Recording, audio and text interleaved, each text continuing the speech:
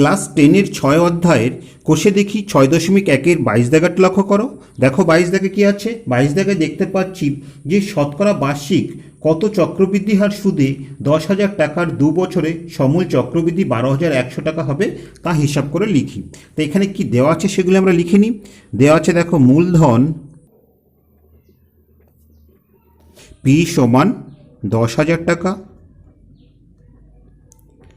সময় এন সমান 2 বছর, সমূল চক্রবৃদ্ধি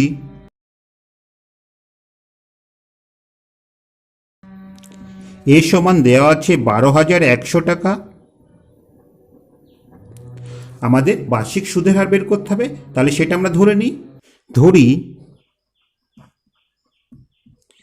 বার্ষিক চক্রবৃদ্ধি সুদের হার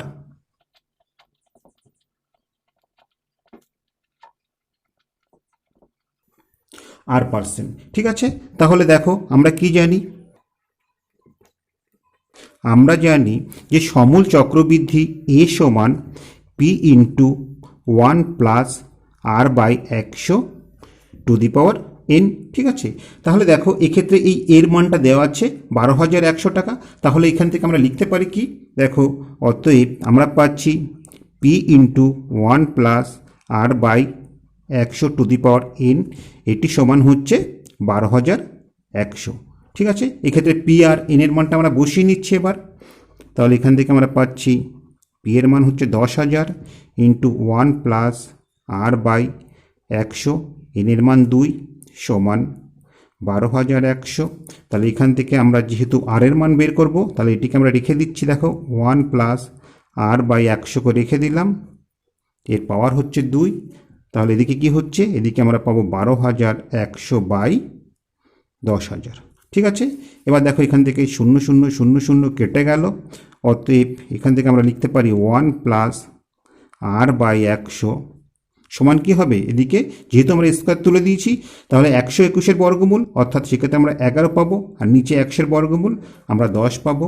তাহলে এখান থেকে আমরা পাচ্ছি বা আর বাই 100 সমান কি হচ্ছে, দেখো এদিকে 11 বাই 10 ছিল, 1কে সমান চিহ্ন উপাশে নিয়ে গেলে বিয়োগ হয়ে যাবে।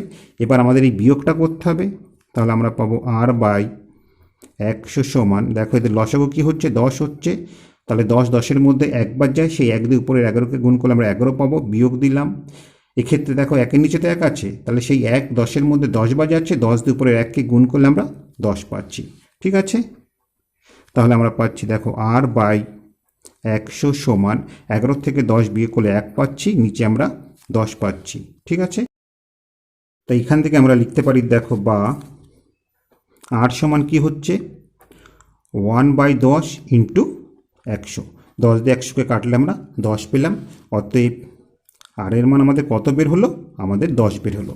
তাহলে এখান থেকে আমরা লিখতে পারি অতএব বার্ষিক চক্রবৃদ্ধি সুদের হার 10%।